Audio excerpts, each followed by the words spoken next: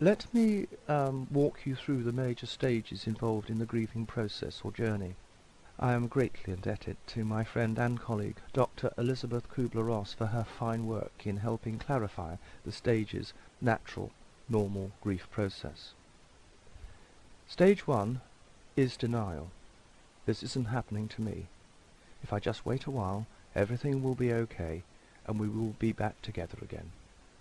This is often a state of emotional shock, numbness and denial of feelings. Naturally, one may enter into an almost robotic phase during this time, acting as though nothing is happening, repressing anger and a few other emotions, as well as feeling down no matter what people say or what happens around you. There is the hope that your partner will not leave and you will wake up and find out that it's all been a nasty dream. You don't want to talk to people, be they friends or neighbours, about the ending of the relationship. Indeed, you don't really want to tell yourself at this stage that it could be real. Stage 2 is the emergence of powerful feelings as one gradually begins to accept the end of the relationship, and such powerful feelings of anger start to emerge, and often at the most unexpected times. Anger that is turned inwards can contribute to a form of what we term reactive depression.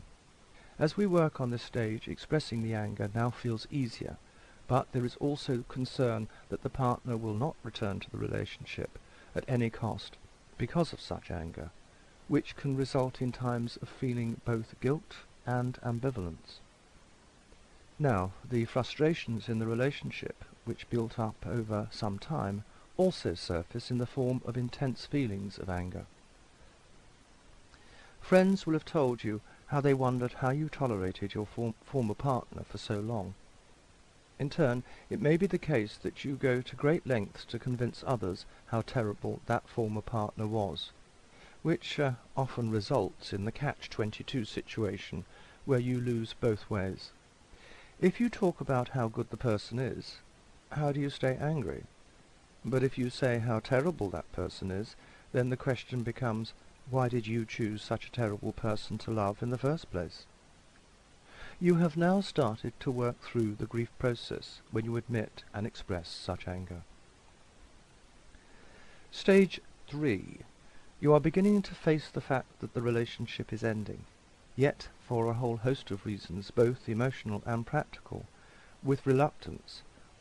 One may start bargaining. I'll do anything, just take me back. This stage is dangerous for the ending process because many people do get back together, but for all the wrong reasons.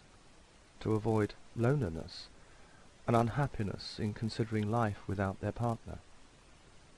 They are not choosing to live successfully with their former partner, but instead choosing the lesser of two evils.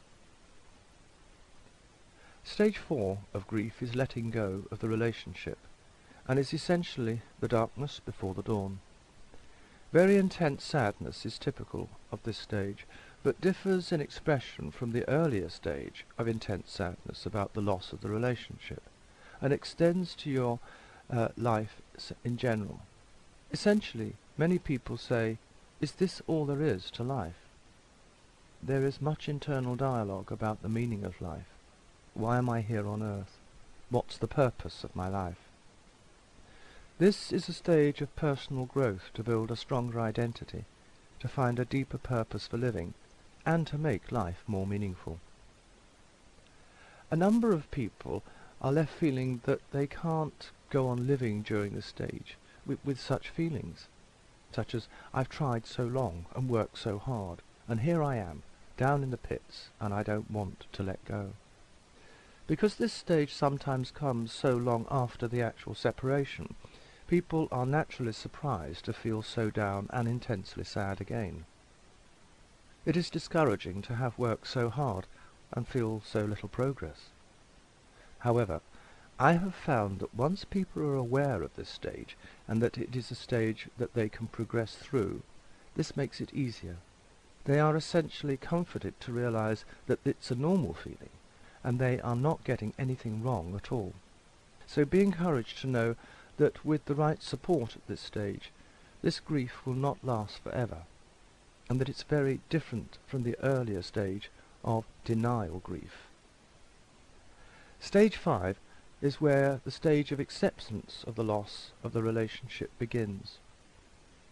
You have begun to feel free from the emotional pain of grief, and to no longer feel the need to invest emotionally in the past.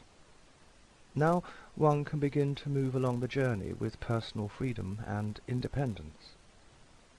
It is critically important to work through these 5 stages of grief before entering even another relationship, but we will discuss this in more detail in our next session.